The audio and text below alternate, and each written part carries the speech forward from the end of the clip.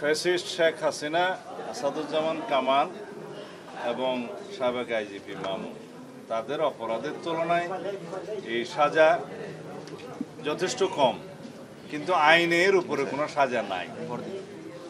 সেজন্য মাননীয় বিচারকগণ সর্বোচ্চ সাজা হিসাবে একটি অপরাধে মৃত্যু কারাদণ্ড দিয়েছে শেখ হাসিনার, আর একটি অপরাধে মৃত্যুদণ্ড এবং অন্যান্য অপরাধগুলো বিবেচনায় নিয়ে তাদের সম্পত্তি বাজেয়াপ্ত। আসাদুজ্জামান কামালের মৃত্যুদণ্ড এবং আইজিপি মামুনের বিচার কার্যে সহযোগিতার জন্য তার সাজা কমিয়ে দেওয়া হয়েছে। তবে আরও অনেক মামলা তাদের বিরুদ্ধে আছে এবং সেই মামলাগুলো আশা করি ন্যায় বিচার প্রতিষ্ঠা হবে, সবাই সুবিচার পাবে। আজকের এই আদালতের রায়ের মধ্য দিয়ে কয়েকটি জিনিস প্রমাণিত।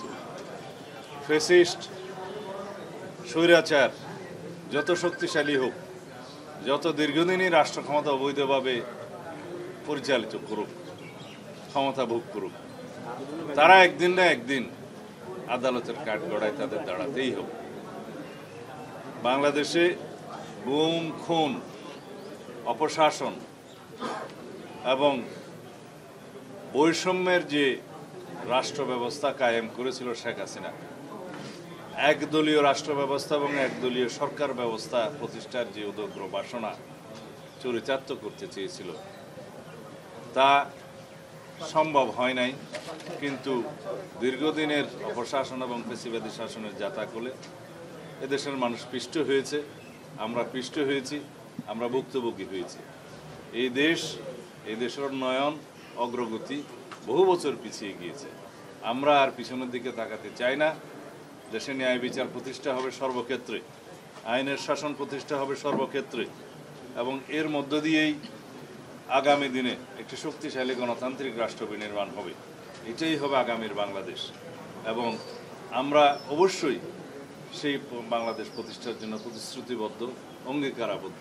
আমরা সংস্কারের মধ্য দিয়ে যাব, বাংলাদেশে আইনের শাসন প্রতিষ্ঠা করব, রাষ্ট্রে একটা ভারসাম্যমূলক রাষ্ট্র ব্যবস্থা এবং সরকার ব্যবস্থা প্রতিষ্ঠা করব ইনশাআল্লাহ। এই দেশের প্রতিটি মানুষ ভবিষ্যতে যাতে ন্যায় বিচার পায় সেরকম রাষ্ট্র ব্যবস্থা প্রতিষ্ঠার জন্য আমরা অবশ্যই অবিরাম সংগ্রাম চালিয়ে যাব। আজকে সেটা একটা মাইল ফলক প্রতিষ্ঠা হলো। ধন্যবাদ।